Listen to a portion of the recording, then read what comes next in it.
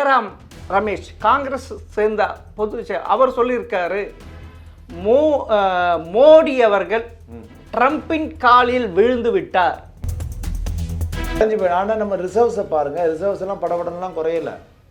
Reserves இன்னும் increase பண்ணிக்கிட்டு தான் போகுது. $700 பில்லியன் இருந்தது, இப்போ $720 பில்லியன், $730 பில்லியன் கோல்டும் வாங்கியிருக்காங்க. அமெரிக்க பாண்டை வித்துட்டு கோல்டு வாங்கியிருக்காங்க. அமெரிக்க கவர்மெண்ட் பாண்டை வித்துட்டு இந்தியா வந்து கோல்டுக்கு மாற்றிருக்கு.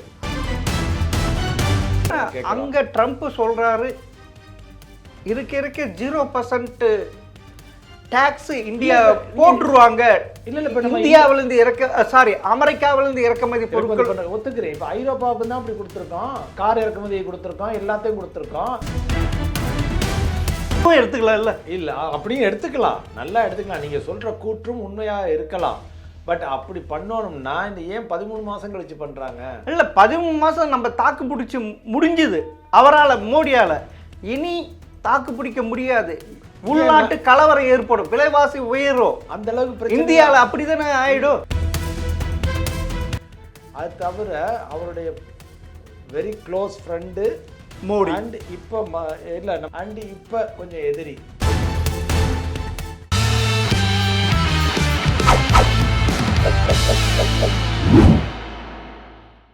ஜெம் டிவி நேயர்களுக்கு வணக்கம். பிரகலா வெல்த் பிரைவேட் லிமிடெட் இயக்குனர் சொக்கலிங்கம் பயணியப்பை அவர் சந்திப்பவர். வணக்கம் சார். வணக்கம் வணக்கம், எப்படி இருக்கீங்க? நல்லா இருக்கேன் சார். என்ன சார், ட்ரம்ப்பும் மோடியும் நண்பர்களாக இருந்தார்கள். இப்போ டேக்ஸ் நம்மளுக்கு 50% ட்ரம்ப்பு போட்ட உடனே அந்த நட்பே பிரிஞ்சு போயிட்டு திடீர்னுட்டு 18% வந்துட்டாங்க. இப்படி நடக்குது என்ன சார் காரணம்? மெயின் ரீசன் வந்து பார்த்தீங்கன்னா, அமெரிக்கா வந்து ட்ரம்ப் வந்து உலகத்திலேயே தான் பெரிய ஆள், தான் சொன்னபடி உலகமே இயங்கும், நான் தான் உலகத்தை இயக்கி வைக்கிறேன் அப்படிங்கிற லெவலில் நினச்சிக்கிட்டு இருந்தார். ஒரு லெவல் எப்போவுமே வந்து நெகோசியேஷன் அப்படிங்கிறது வந்து ரெண்டு பார்ட்டியும் மிங்கிள் ஆகி வரணும், பக்கத்தில் அணுகி வரணும், அப்போ தான் அந்த டீல் முடியும். இப்போ நான் அடமெண்ட்டாக இருப்பேன், நான் வச்சதான் சட்டம் அப்படின்னு நினைக்கையில் சின்ன நாடுகள் வேணால் பயந்துக்கிட்டு ஓகே அப்படின்ட்டு ஓகே சாமி அப்படின்னு கும்பிடு போட்டுக்கிட்டு போவாங்க. பெரிய நாடுகள் சீனா, இந்தியா போன்ற பெரிய நாடுகள்லாம் பார்த்திங்கன்னா அவங்களுக்குன்னு ஒரு மக்கள் தொகை இருக்குது, அவங்களுக்குன்னு அவங்க அந்த நாட்டை ஆள்றாங்க, ஓன் எக்கானமி இருக்குது. இன்னும் இந்தியாவெலாம் சொல்ல போனீங்கன்னா சைனாவாவது எக்ஸ்போர்ட் எக்கானமி, இந்தியா வந்து இம்போர்ட் எக்கானமி. நம்ம டெஃபிசிட்டில் தான் ஓட்டுறோம், நம்மளுடைய இம்போர்ட் தான் அதிகம், எக்ஸ்போர்ட்டை விட இம்போர்ட் தான் அதிகம். கச்சா எண்ணெயிலேருந்து நம்ம பெருசாக ஏற்றுமதி பண்ணுறது சாஃப்ட்வேர் சர்வீசஸ் தான். அப்புறமா ஆட்டோமொபைல்ஸ் அதெல்லாம் பண்ணுறோம். But textiles, major $90 billion $100 billion வந்து பார்த்தீங்கன்னா மேஜர் வந்து சாஃப்ட்வேர் தான். ஸோ அதர் தேன் தட் மீதி எல்லாமே கொஞ்சம் தான். மேனுஃபேக்சரிங்லாம் நம்ம அவ்வளோ ஸ்ட்ராங் இல்லை. ஸோ அப்படிங்கல இந்தியா வந்து மோர் இன்வர்ட் லுக்கிங் எக்கானமி, நம்ம உள்நாட்டுக்குள்ளே தான் கன்சம்ஷன் அதிகம், எல்லாமே போய்கிட்டு. ஸோ இங்கேயே ப்ரொடக்ஷன் பண்ணி நம்மளே வாங்கிக்கிறோம். அது தவிர கன்சியூமர் நம்மளே தான், நம்ம தான் கன்சியூமர். போதாததற்கு நம்ம வெளிநாடுகள்லேருந்து இம்போர்ட் பண்ணுறோம், சைனாவிலேருந்து இம்போர்ட் பண்ணுறோம், பல நாடுகள்லேருந்து இம்போர்ட் பண்ணுறோம். ஸோ அப்படிங்கையில் வந்து ஒரு லெவல் வரைக்கும் நமது இப்போ அரசாங்கமும் ஒத்து போனது. சரி நாங்கள் எப்படியாச்சும் டீலை நம்ம ஆரம்பத்தில் வந்து பார்த்திங்கன்னா ட்ரம்ப் வந்த உடனே India will be the first to sign the trade agreement அப்படின்னாங்க, முதல் நம்பராக இருப்பாங்க அப்படின்னு சொல்லிட்டு. எப்போவுமே வந்து ஒரு மியூச்சுவல் ரெஸ்பெக்ட்னு இருக்குது. ஒரு பெரிய லீடர்ஸோ அல்லது யார் சாதாரண மனுஷங்க பேசையில் கூட ஒரு மியூச்சுவல் ரெஸ்பெக்ட், நான் உங்களுக்கு மரியாதை, நீங்கள் எனக்கு மரியாதைறீங்க. இப்போ அதையும் தாண்டி ட்ரம்ப் வந்து எல்லாரும் என் காலில் வந்து விழுங்க அப்படின்னாரு. இந்தியா வந்து டுக் அ ஸ்டாண்டு, நான் வந்து காலில் எல்லாம் விழுக மாட்டேன்.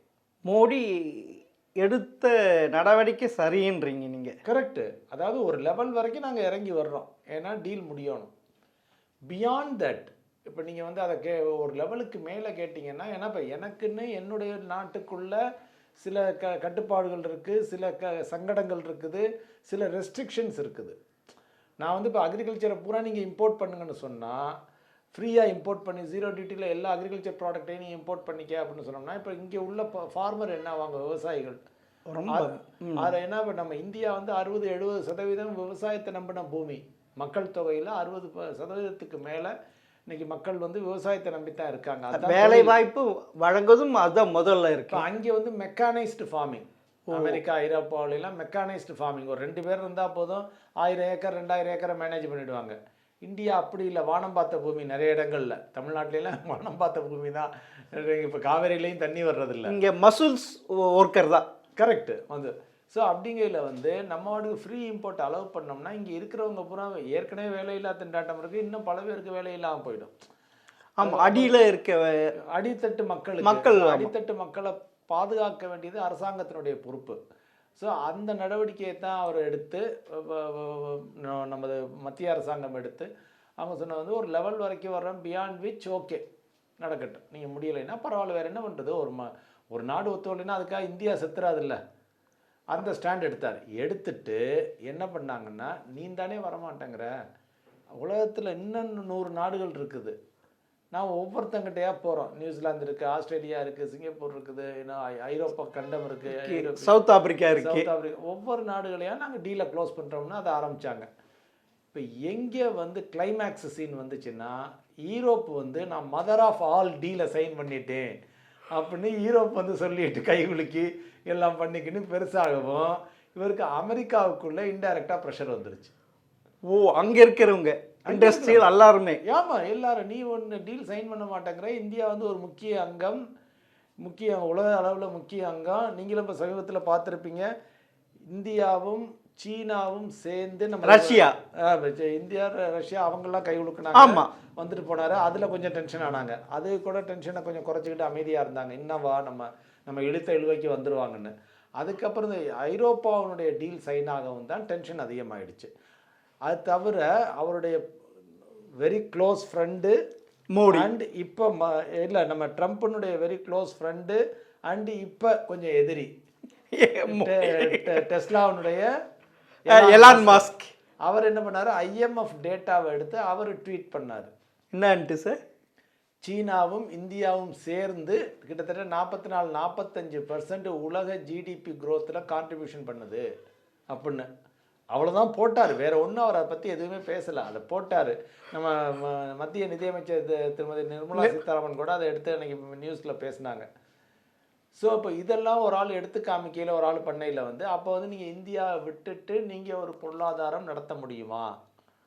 ஓ, பொருளாதாரம் வந்து உங்களுக்கு ஒரு நெகட்டிவ் தானே, அமெரிக்காவுக்கு வந்து ஒரு நெகட்டிவ். அப்போனா அந்த வல்லரசு என்ற இதுவும் பிம்பமும் குறைய ஆரம்பிச்சிடும். ஸோ அப்போ இந்தியா நின்று காமிச்சிருச்சுன்னு வச்சு, இந்தியாவும் சைனாவும் சேர்ந்துட்டா இங்கே 2 பேரும் வல்லரசு மாதிரி பவர் ஷிஃப்ட் நடக்குதுன்னு, அமெரிக்காவிலேருந்து பவர் ஷிஃப்ட் நடக்குது. ஏன்னா எங்கே பொருளாதாரம் தழைத்து ஓங்குதோ அந்த நாடுகள் தானே வந்து உங்களுக்கு வந்து திருப்பி என்னப்பா நம்ம வெல்கமிங்காக இருக்கோம். இந்தியா வந்து நான் எல்லாரையும் வெல்கம் பண்ணுறேன், எல்லா பொருளாதாரத்தையும் வெல்கம் பண்ணுறேன், இன்னும் கொஞ்சம் விசாவை ரெகுலேட் பண்ணுறேன், நம்ம ரொம்ப டைட்டாக இருந்தோம்.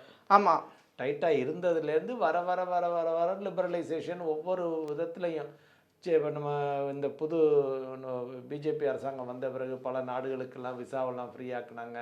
அது மாதிரி பல நடவடிக்கைகள் எடுக்கிறாங்கன்னு வச்சுங்களேன். எந்த அரசாங்கமாக இருந்தாலும் காங்கிரஸ் காலத்திலேருந்து இது நடந்து கொண்டு இருக்கிறது. நமது ராஜீவ்காந்தி காலத்திலேருந்தே லிபரலைசேஷன் நடந்துக்கிட்டு இருக்கு. அதுக்கப்புறம் காங்கிரஸ் பீரியடில் தான் அது ஓப்பன் அப் ஆனதே. திரு நரசிம்மராவ், மன்மோகன் சிங் அவங்களாம் இருக்கையில் புதிய எக்கனாமிக் பொருளாதார கொள்கைன்னு அவங்க கொண்டு வந்தது. ஜிஎஸ்டி காங்கிரஸ் பீரியடில் ஆரம்பிச்சிச்சு, பிஜேபி பீரியடில் இம்ப்ளிமெண்ட் பண்ண பல ஐட்டங்கள் நடந்துக்கிட்டே இருக்குது.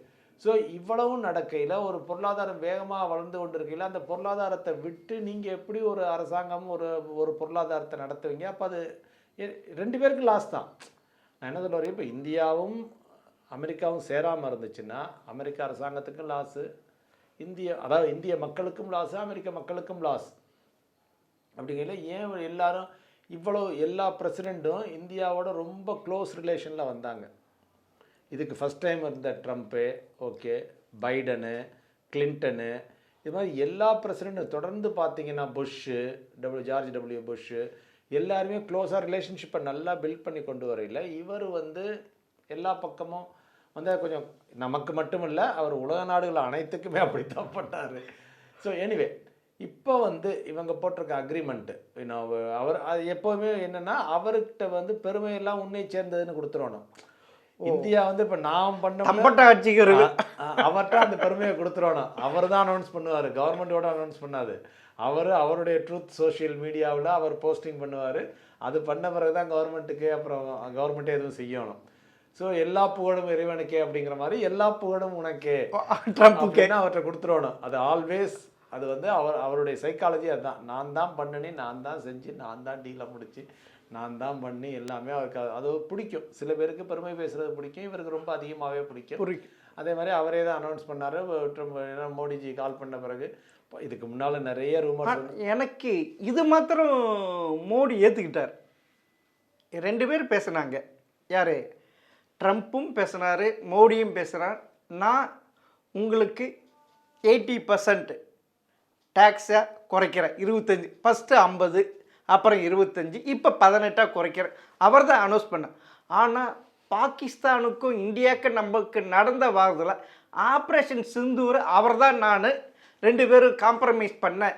ஆனால் இந்தியா சைலண்டாக இருந்தது. இல்லை, சைலண்டாக இருந்தது. அதுக்கப்புறம் ஒவ்வொரு மினிஸ்டர் அப்படி இருக்கிறப்ப எப்படி இது இறங்குச்சு? இல்லை, அப்புறம் ஒவ்வொரு மினிஸ்டர் எல்லாருமே சொல்லிட்டாங்கல்ல, இந்தியாவும் ஓப்பன் அப் பண்ணி சொல்லிச்சு, எந்த இன்டர்வென்ஷன்லையும் நாங்கள் வந்து நிப்பாட்டலை. ஆனால் அவர் ஏறக்குறைய 52 முறை சொன்னவர் சார். ஆமாம், நிறைய தடவை சொன்னார். நீங்கள் அவர் தம்பட்டை அடிச்சுக்கிற 52 முறை சொன்னதையே திரும்ப திரும்ப சொன்னால் உண்மை ஆயிரம்னு சில பேர் நினைக்கிறாங்க. கோயல்ஸ்.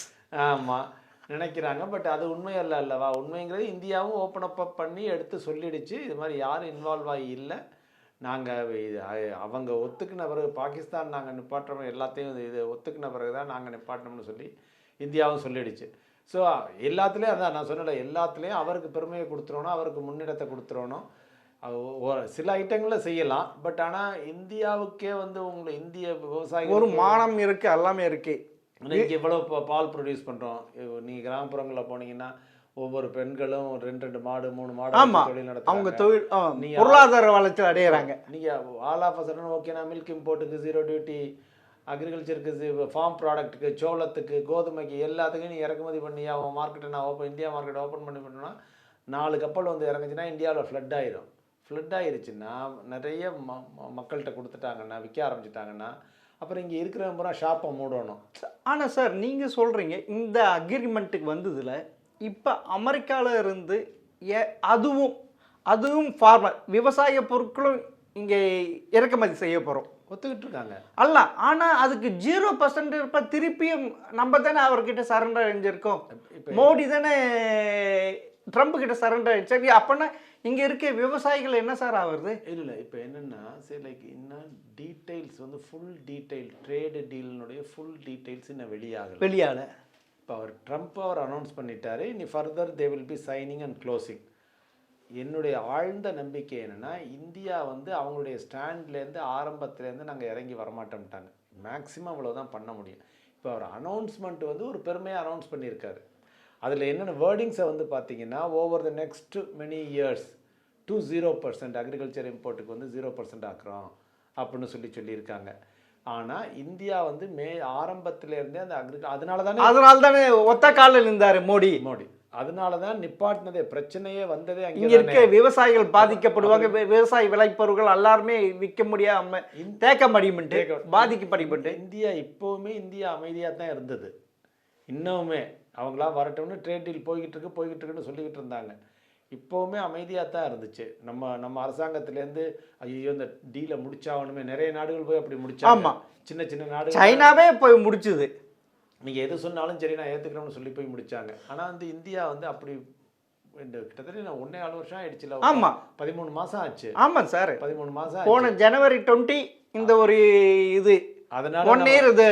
ஆமாம், 13 மாதம் ஆச்சு. இந்த பிரச்சனையினால இந்தியாவில் வந்து உங்களுக்கு பங்குச்சந்தை அடி எவ்வளோ நாளாக அடி, ட்ரேட் டீலை வச்சு தானே மேஜராக அடி சார். ஒன்று கேட்ட நெகட்டிவ் நியூஸ். ஆமாம், பொருளாதார வளர்ச்சியும் பெருசாக இது விலைவாசி உயர்வு இதை வச்சு உலகம் பூரா போன வருஷம் உலகளாவிய சந்தைகள் பங்குச்சந்தைகள் பூரா ஏறிச்சு. இந்திய சந்தை ஏறவே இல்லை. ஆனால் இங்கிருந்து இன்வெஸ்ட் பண்ணிட்டு வெளிநாட்டு வெளியே போனாங்கல்ல. ஆமாம், அவங்களும் வெளியில் போனாங்க. நான் என்ன சொல்ல வரேன்னா, இவ்வளவு டென்ஷன் இருந்தும் இந்திய அரசாங்கம் வந்து உடனே ஒத்துக்கலை. ஐயா நான் அவன் காலை பிடிச்சி வர்றேன், நீ எது சொன்னாலும் ஒத்துக்கிறேன் அப்படின்னு சொல்லி போகலை. இவ்வளவு பெயின் நமக்கு இருந்துச்சு. நமக்கு பெயின் இல்லாமல் இல்லை, நிறைய பெயின். உள்நாட்டு சந்தையில் அடி, இப்போ 12-13 மாதமாக ஒரு ரிட்டர்ன்ஸும் இல்லை. அதுக்கு முன்னாலேருந்தும் கொஞ்சம் ஒரு 2024 செப்டம்பர்லேருந்தே இல்லை. அதை வச்சு மார்க்கெட்டு ஓவர் வேல்யூவேஷன்னாங்க. அதுக்கப்புறம் போன வருஷம் பூரா இந்த ட்ரேட் டீல் தான் ஓடிக்கிட்டு இருந்துச்சு. அதனால தான் கோல்டு ஏறிச்சு, அதனால தான் சில்வர் ஏறிச்சு.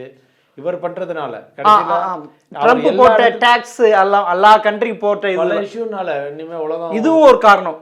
ஏன்னா இப்போ அவர் வந்து பார்த்தீங்கன்னா நீ இப்போ இதில் போய் வெனிசுவேலாவில் போய் அதிபரை தூக்கிட்டு வந்துட்டாரு. ஆமாம். பட் அதுக்கப்புறம் அவர் செய்ய நினைச்சதெல்லாம் செய்ய முடியலை. இதில் போய் நான் பண்ணுவோம்னு சொன்னார் கிரீன்லாண்டு. ஆமாம். அதுக்கு அப்போசிஷனாக அது உள்நாட்டுக்குள்ளே அப்போசிஷன் வந்துருச்சு. உள்நாட்டுனா அவருடைய குரூப்பே வந்து மிலிட்ரி ஜென்ரல்ஸே நாங்கள் மாட்டோம்னு சொல்கிற அளவுக்குன்னு நியூஸ் வந்துச்சு, ரூமர்ஸு நியூஸ் எல்லாம் வந்துச்சு. ஏன்னா நாங்கள் காங்கிரஸ்க்கு ஆன்சரபிள், நீங்களாம் வந்து ஒரு நாட்டை ஆக்கிரமிப்பு செய்ய சொல்ல முடியாது, உங்களுக்கு அந்த பவர் இல்லைன்னு சொல்லிட்டாங்க. அதனால் அவர் அதை விட்டுட்டார். அதுக்கப்புறம் வந்து பார்த்திங்கன்னா இப்போ ஃபெடரல் ரிசர்வ் சேர்மனை நான் நினச்சால கொண்டு வருவேன், நான் நினச்சால கொண்டு வந்தால் இன்ட்ரெஸ்ட் ரேட்டு பூரா உடனே குறையும்னாரு. ஸோ அதுக்கும் வழி இல்லை. அவருக்கு இப்போ கெவின் வார்ஷின்னு அவர் கொண்டு வந்திருக்க ஆள் வந்து இன்ட்ரெஸ்ட் ரேட்டை குறைக்கிற ஆள் கிடையாது. ஸோ இப்போ எல்லாமே பழைய கொள்கைகளுக்கு பழைய ஸ்டாண்டுக்கு தான் அவர் அக்ரி பண்ணி வர்ற மாதிரி இருக்குது. அதை வந்து அவர் வேறு மாதிரி சொல்லிக்கிறாரு. சொல்லிக்கிறது வந்து இல்லை, கீழே வீழ்ந்தாலும் மீசையில் மண் ஓட்டல. எக்ஸாக்டாக சொன்னீங்க. அது மாதிரி அதை சொல்லிக்கிறாரு. அதே மாதிரி தான் இப்போ இந்த ட்ரேட் டீலுக்கும் அவர் அனௌன்ஸ் பண்ணியிருக்காரு. எல்லாமே 0% டியூட்டி. ரஷ்யாவிலேருந்து எப்படி இந்தியா உடனே ஆயிலை கட் பண்ணோம் எப்படி சார் அவர் சொல்லியிருக்காரு. ரஷ்யாவிலேருந்து இந்தியா ஆயில் இறக்குமதி செய்யாது, ஈரான்லேருந்து இறக்குமதி செய்யாது, அமெரிக்கா மற்றும் வெனிசுலாவிலேருந்து இருந்தால் இறக்குமதி பண்ணிக்கங்கன்னு சொல்கிறாரு. அதே சமயம் இறக்குமதி செய்யாதுன்னு அவர் சொல்கிறாரு. பட் இந்தியா வந்து ஒரு நாளில் நிப்பாட்டாது. ஏன்னா சார் இப்போ இப்போ அமெரிக்கா கிட்ட இருந்து ஆயில் வாங்கணும், சரி, வெனிசுலா கிட்ட ஆயில், ஆனால் நம்ம டாலரில் கொடுக்கணும். ஆனால் இப்போ ஈரானில் இருந்தோ ரஷ்யாவில் இருந்து நம்ம மணிலேருந்து கொடுக்க வேண்டிய, அது நம்மளுக்கு பெனிஃபிட் தானே. Correct benefit. அதுக்கு தான் இப்போ இந்தியா, அதாவது அப்படி இருக்கிறப்ப இது ட்ரம்ப் கிட்ட எப்படி சார் விட்டு கொடுத்தாரு அவங்க? என்ன பண்ண மோடி இல்லை இப்போ என்ன பண்ணுவாங்கன்னா, இப்போ அவர் அதான் நான் சொன்னேன் டீட்டெயில்ஸ் ஃபுல்லாக இல்லைன்னு. ரஷ்யாவிலேருந்து ஆயிலை இறக்குமதி பண்ணுறத ஒருபோதும் இந்தியா நிப்பாட்டாது, உடனடியாக நிப்பாட்டாது சார். அவர் சொல்கிறாரு ரஷ்யாவுக்கும் உக்ரைனுக்கும் போர் ரஷ்யா கண்டினியூ பண்ணுறதுக்கு காரணமே ரஷ்யா கிட்ட இருந்து ஆயில் இந்தியா வாங்குறதுனால தானே அவர் முன்வைக்கிறாரு. ஏன் ஐரோப்பாவும் வாங்குது? அவருக்கு அந்த இது தெரியல. இதுதானே இந்தியா தானே முன் வைக்கிறாரு. அமெரிக்காவே வந்து உங்களுக்கு வந்து நியூக்ளியர் ஐட்டம்ஸ்லாம் யுரேனியம் அது இதெல்லாம் வாங்கிட்டு இருந்துச்சு. ரஷ்யா இம்போர்ட் பண்ணிக்கிட்டு இருந்துச்சு. நம்ம இழிச்சவன் இல்லை சார். என்ன அவருக்கு இது பொறுத்த வரைக்கும் இது என்னன்னா, இது என்ன மாதிரின்னு வந்து பார்த்தீங்கன்னா, ஒரு ஆளை பயமுறுத்தணும்னா என்னென்ன விதமாகலாம் சொல்லி பயமுறுத்தலாம். எல்லாத்துக்கும் மோடி பயப்படலான்றீங்க? பயப்படல. உண்மைதானே சார்? ஆமாம், டெஃபினட். ஆனால் ஜெயராம் ரமேஷ் காங்கிரஸ் சேர்ந்த அவர் சொல்லியிருக்காரு, மோடி அவர்கள் ட்ரம்பின் காலில் விழுந்து விட்டார் அப்படின்னு சொல்லியிருக்காரு சார். நீங்க என்ன இப்படி சொல்றீங்க? அது உண்மை அல்ல. நான் பொலிட்டிக்ஸ்குள்ள இல்ல நான் சொல்றேன். ஆனா என்னன்னா, அப்போசிஷன் பார்ட்டியா இருக்கவங்க அப்போஸ் பண்ணி தான் பேசணும். அது வந்து ஒரு ஜனநாயகத்துக்கு நல்லது. ஸோ இப்போ அவங்க எதை எடுத்தாலும் இப்போ பட்ஜெட்டு நல்லா இல்லைங்கிறாங்க ஒரு எக்ஸாம்பிளுக்கு. ஆமாம் சார். இது எந்த பார்ட்டியாக இருந்தாலும், இப்போ காங்கிரஸ் ஆண்டாலும் பிஜேபி இதே மாதிரி சொல்லும். ஏன்னா ஒரு 100% ஃபுல் ப்ரூஃபாக எதையுமே செய்ய முடியாது. ஒரு 70% செய்யலாம், 30% வீக்னஸ் இருக்கும். ஒருவேளை இங்கே இந்தியாவில் பொருளாதார வீழ்ச்சி போயிட்டே இருக்கு, அதனால் மோடிக்கு வேறு வழி இல்லாமல் ட்ரம்ப்பு கிட்ட சரண்டர் நிலைமை ஆகிப்போச்சா? இல்லை, அதுவும் எடுத்துக்கலாம். இல்லை அப்படியும் எடுத்துக்கலாம், நல்லா எடுத்துக்கலாம். நீங்கள் சொல்கிற கூற்றும் உண்மையாக இருக்கலாம். பட் அப்படி பண்ணணும்னா இந்த ஏன் 13 மாதம் கழிச்சு பண்ணுறாங்க? இல்லை, 13 மாதம் நம்ம தாக்கு பிடிச்சி முடிஞ்சுது அவரால், மோடியால். இனி தாக்கு பிடிக்க முடியாது. உள்நாட்டு கலவரம் ஏற்படும், விலைவாசி உயரும். அந்த அளவுக்கு இந்தியாவில் அப்படி தானே ஆகிடும். இல்லையே, அந்த அளவுக்கு பிரச்சனை ஆகலையே. இப்போ அதுக்கெல்லாம் தான் அவங்க போன வருஷம் ஜிஎஸ்டி ரிஃபார்ம் கொண்டு வந்தாங்க, இன்கம் டேக்ஸு சலுகைகளை கொண்டு வந்தாங்க. அந்த ட்ரேட் டீல் பிரச்சனைனால தான் உள்நாட்டுக்குள்ளே வந்து நம்ம வந்து இன்னும் கொஞ்சம் ஊக்குவிக்கணும் அப்படின்னு சொல்லி. ரெண்டாவது இப்போ இந்த எக்ஸ்போர்ட் நின்னதுனால எல்லாரும் தெருவுக்கு வந்துட்டாங்கன்னு கிடையாது. அப்படி இல்லை சார், நீங்கள் சொல்கிறீங்க இங்கே நம்ம கோயம்புத்தூர், ஈரோடு டெக்ஸ்டைல் பயங்கர அடி வாங்கி போச்சு.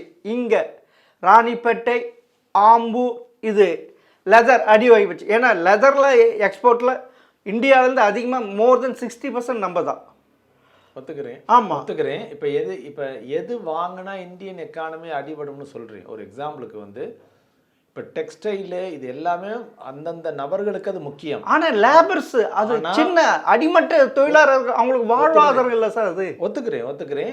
ஆனா என்னென்ன வந்து அதுக்காகத்தான் இப்போ அரசாங்கத்திலேருந்து என்னென்னா நிறைய பாலிசிஸ் எல்லாம் கொண்டு வந்துக்கிட்டு இருக்காங்க. ஆமா.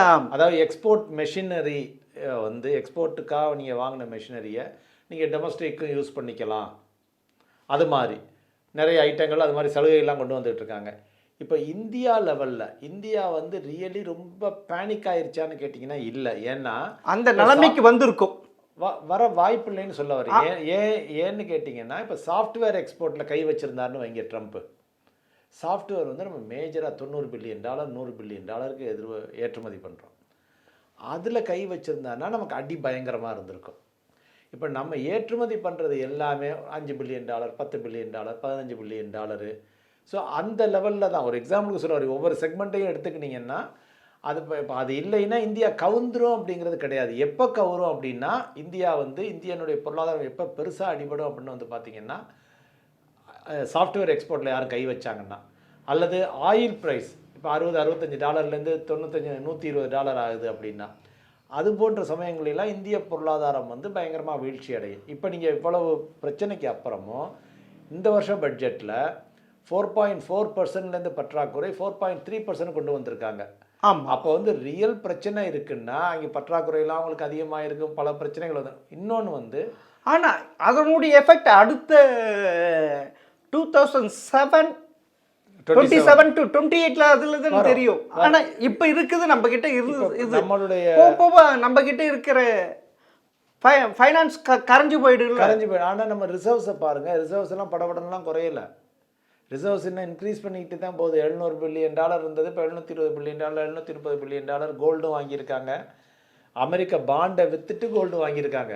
அமெரிக்க கவர்மெண்ட் பாண்டை வித்துட்டு இந்தியா வந்து கோல்டுக்கு மாற்றிருக்கு. ஆனால் இப்போ நீங்கள் சொல்கிறீங்க இங்கே வீழ்ச்சி இல்லைன்னு. அப்படி இருக்க ஒரு டாலருக்கு ஏன் $94 போச்சு?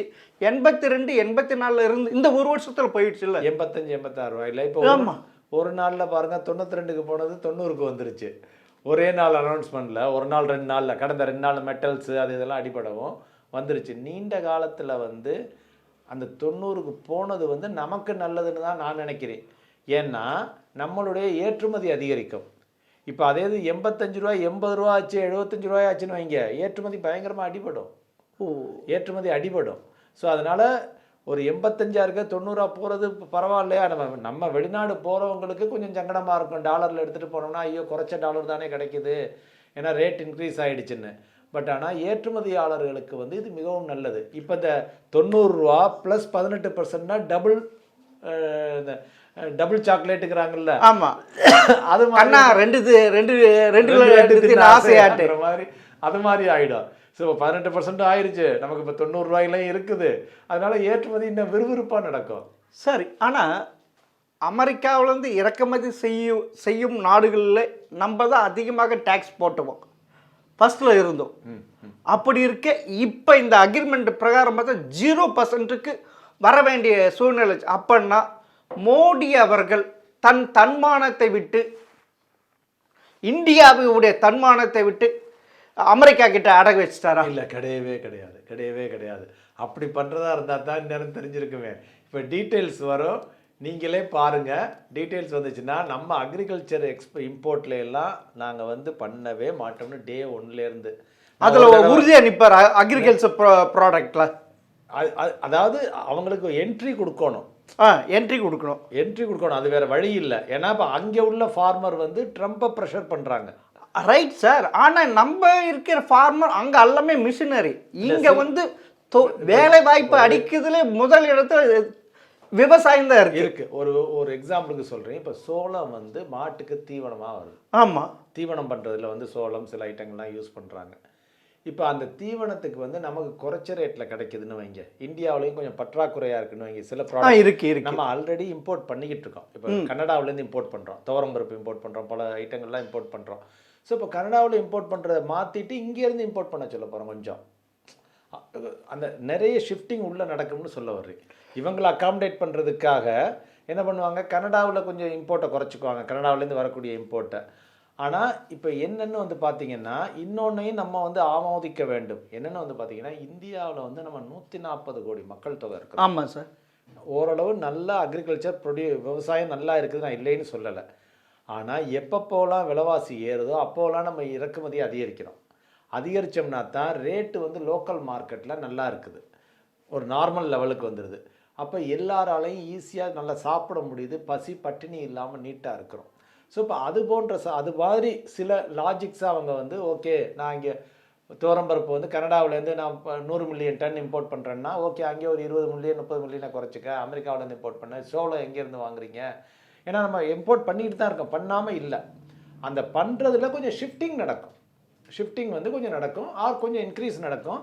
சில அன்வான்ட் ஏரியா, சில ரொம்ப நெக்லெக்டட் ஏரியா இருக்குது பார்த்தீங்களா, நெக்லெக்டட் ஏரியாவுக்கு வந்து ஓகே நம்ம இதுலேருந்து இங்கே கொஞ்சம் இது பண்ணிக்குவோம், இம்போர்ட் பண்ணி பார்ப்போம், கொஞ்சம் டெஸ்ட்டாக வச்சுக்குவாங்க, டெஸ்டிங் மாதிரி வச்சுக்குவாங்க. ஸோ அதனால் வந்து ஃபுல் அண்ட் ஃபுல்லாக வந்து 0% அக்ரிகல்ச்சர் ப்ராடக்ட் பூரா அமெரிக்காவிலேருந்து இறக்க. நீங்கள் உறுதியாக சொல்கிறோம், ஆனால் அந்த அக்ரிமெண்ட்டில் என்ன நடந்திருக்கு தெரியாது இல்லை. அதான் அவர் விட்டுருவாரா, ட்ரம்ப் விட்டுருவாரா? இனிமே வந்தால் தான் எல்லாருக்குமே தெரியும். அப்போ நான் பியூஷ் இல்லை அப்படி 0% வந்தால் இந்திய விவசாயிகள் தொழிலாளர்கள் எல்லாமே சாக வேண்டியது, வேலை வாய்ப்பு இல்லாமல் நடக்கவே. இது மோடி எடுத்துருக்க மாட்டேன், டெஃபினட்டாக நடக்காது. ஏன்னா நான் அவர் காமர்ஸ் மினிஸ்டர் பியூஷ் கோயல் அவர்கள் பேசின மீட்டிங்கையும் கேட்டு ஒரு 7-8 மந்த்ஸுக்கு முன்னாலே, அதுக்கப்புறம் நம்ம வெளியுறவுத்துறை அமைச்சர் ஜெய்சங்கர், அமித்ஷா பல பேர் பேசுறது.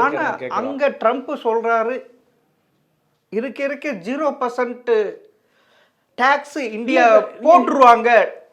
இந்தியாவிலிருந்து அமெரிக்காவிலிருந்து இறக்குமதி பொருட்கள் ஒத்துக்கிறேன். இப்போ ஐரோப்பாவுக்கு தான் அப்படி கொடுத்துருக்கோம், கார் இறக்குமதியை கொடுத்துருக்கோம், எல்லாத்தையும் கொடுத்துருக்கோம். என்னென்னா சிலைக்கு ஆனா அவங்க இல்ல அங்க வந்து வேண்டும், அவங்க அதனால பாதிக்கப்பட போறது இல்லை. ஆனா இங்க இந்தியாவில் வந்து நீங்க கார் இறக்குமதி பண்ணீங்கன்னா, இப்போ இந்தியாவில் வந்து 0 டியூட்டியில் பண்றீங்கன்னு வச்சேங்க, இப்போ 15 லட்சத்துக்கு மேலே உள்ள கார்களுக்கு வந்து இம்போர்ட் ஃப்ரீங்கிற மாதிரி, 0 அல்டிமேட் 0 டியூட்டிங்கிற மாதிரி, அதில் குறைச்ச டியூட்டிங்கிற மாதிரி ஐரோப்பாவோட ஒத்துக்கிட்டு இருக்காங்க. ஆனால் இங்கே இருக்கிற டாட்டா மகேந்திரா அது அடிவாங்க இல்லை சார். அதான் சொல்கிறேன். இப்போ டசன் மீன்னு சொல்ல வர. ஏன்னா இப்போ நீங்கள் வந்து குழந்தைய வந்து மருந்தை குடிக்க சொல்கிறீங்க, ஒரு கசக்கிற மருந்தை குடிக்க சொல்லுங்க, நீங்க அந்த மருந்து 0% குறைது, அது நல்லதுதான். கசக்கிற மருந்தை குடிக்கையில கொஞ்சோண்டு இந்தாப்பா சீனின்னு வாயில போட்டு விடுறீங்க, குடிச்ச உடனே.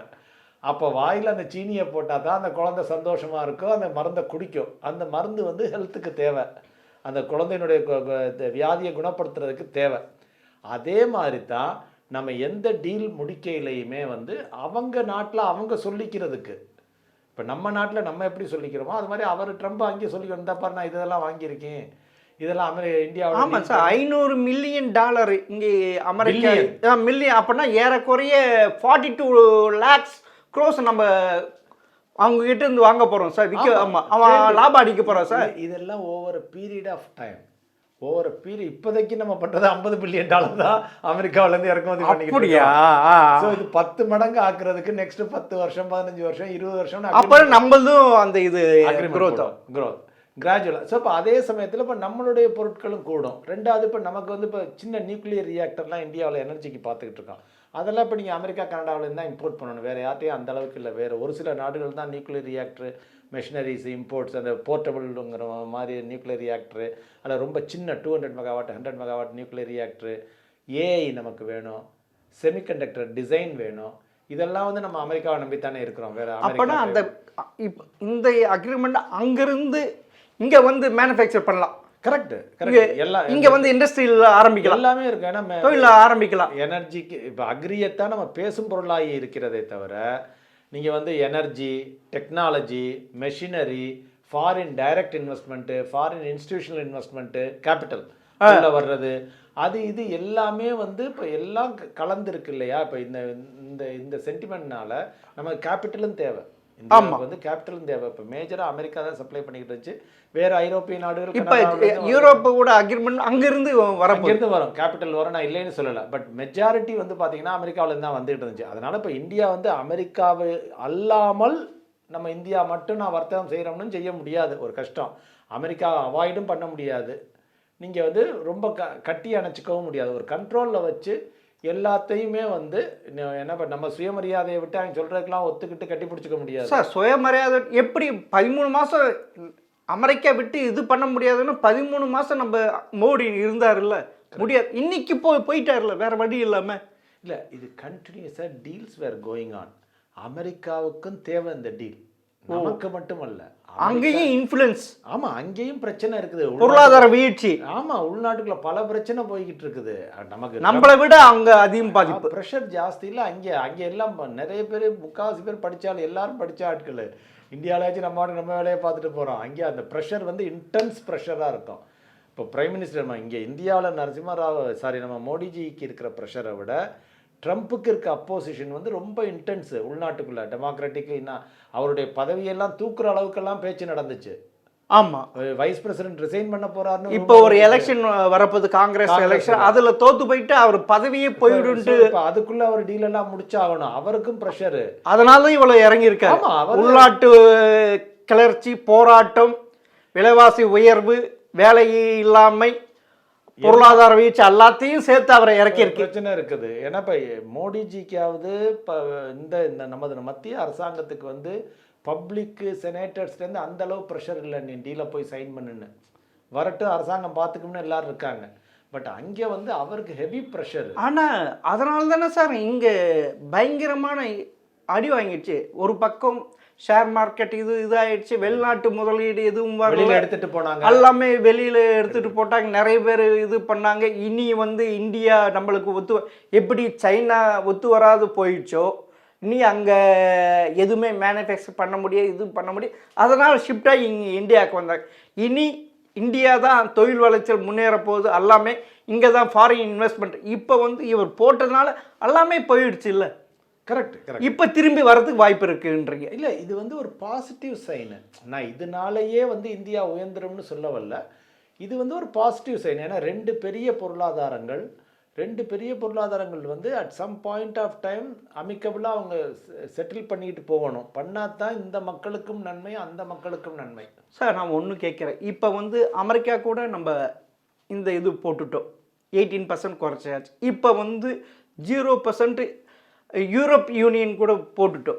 அப்போனா இது 2 அக்ரிமெண்ட்னால இந்தியா ஃபாஸ்டஸ்ட் க்ரோத் ஆகிறதுக்கு வாய்ப்பு இருக்கா? ஒரே கல்லில் 2 மாங்காய் அடிச்சிருக்காரா மோடி? சரி, இப்போ என்னென்னா, இப்போ இந்த அக்ரிமெண்ட் எல்லாம் பண்ணியிருக்கேன், இதெல்லாம் ஒவ்வொரு பீரியட் ஆஃப் டைம் தான். நெக்ஸ்ட் 5 வருஷம் 10 வருஷத்துக்கெல்லாம் அக்ரிமெண்ட் போடுறாங்க, ட்ரேட் டீல் போடுறாங்க. இப்போ என்னென்னா, நிச்சயமற்ற தன்மை குறைந்துள்ளது. ஓகே. இந்த 2 டீல், மேஜர் டீல் நடந்ததுனால இந்திய பொருளாதாரத்துக்கு உள்ள நிச்சயமற்ற தன்மை குறைந்துள்ளது. அதாவது இப்போ ட்ரம்ப்பு அந்த நாட்டில் ஏற்படுகின்ற போராட்டம், வேலையின்மை, பொருளாதார வீழ்ச்சி இப்போ கண்டுட்டார். எதிர்காலத்தில் மோடி அதே போல் காண வேண்டிய சூழ்நிலை இருந்ததுனால்தான் அது எதிர்கொள்ளக்கூடாதுன்ட்டு போய் சேர்ந்து, அதுவும் அப்படி சேர்ந்து இருக்கலாம். Anything is possible. ஏன்னா இப்போ அங்கே அவருக்கு ப்ரெஷரு. ஆமாம், இந்தியன் கவர்மெண்ட் வந்து எனக்கு பரவாயில்லப்பா, நான் இருக்கிறேன், ஏன்னா இப்போ இருக்கு பரவாயில்ல, இப்போ இன்னும் ஃபியூச்சரில் பிரச்சனையாகும், இப்படியே விட்டோம்னா நல்லா இருக்காதுன்னு இவங்க இந்தியன் டாலர் மதிப்பு குறைய நம்ம இதுலன்ட்டு நம்ம பயங்கரமான வீழ்ச்சி இதாகிடும்ல. இந்திய கவர்மெண்ட் வந்து கொஞ்சம் அமிக்கபிளாக தான் இருந்தாங்க. தேவர் ரெடி ஃபார் நெகோசியேஷன். பட் இதுக்கு கீழே நாங்கள் போக மாட்டோம்ட்டு இருந்தாங்க. இந்த அளவுக்கு நான் விட்டு கொடுக்க தயார், நீ இங்கே வர சொன்னீங்கன்னா நான் வர தயார் இல்லை. உங்களுடைய கருத்து பிரகாரம் ட்ரம்ப்பு தான் இறங்கி வந்திருக்காருன்றீங்க? டெஃபினட்டாக. மோடி இறங்கலைன்றீங்க? டெஃபினட்டாக. அதாவது நான் என்னால் என்ன இறங்க முடியும்னு ஆல்ரெடி இறங்கி கொடுத்தாச்சு. இவ்வளோ தான் என்னுடைய இது, நான் எல்லாத்துக்கும் ஒத்துக்கிறேன். இவ்வளவு தான் என்னுடைய ஃப்ளோர், இதுதான் ஃப்ளோர் ப்ரைஸ் அப்படிம்பாங்கல்ல.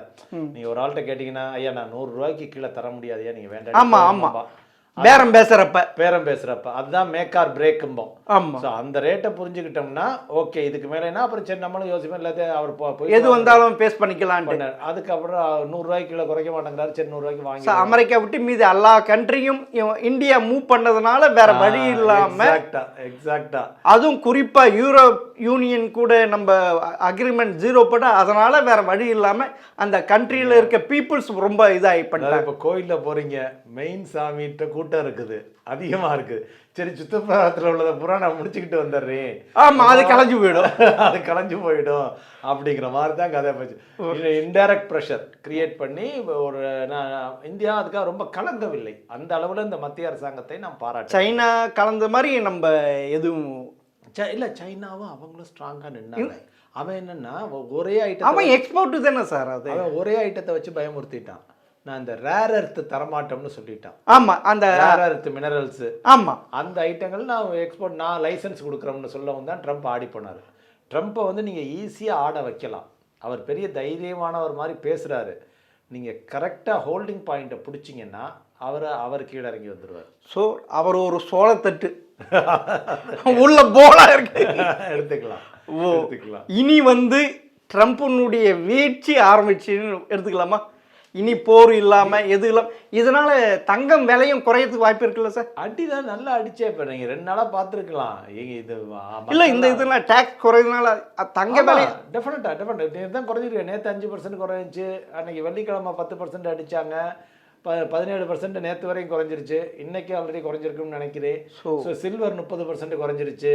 எல்லாம் மெட்டல்ஸ் பூரா எல்லாம் அடிதானே வாங்குது. இப்போ தங்கம் வெள்ளி விலையும் குறையலாம். நம்ம கூட அந்த அக்ரிமெண்ட் போட்டதுனால 80% இது வந்து ஜென்ரலா வந்து அவர் வந்து இதுவும் தங்கம் வெள்ளி கூடுறது இதுவும் ஒரு காரணமா இருந்தது இல்லை? டெஃபினட்டா அதனால அது குறையலாம். ஆமாம், அன்சர்டன்டி இதனால தானே ஆச்சு. நிச்சயமற்ற தன்மை வந்து இதனால தான் ஆச்சு. சரி சார், பொறுத்திருந்து பார்ப்போம் சார்.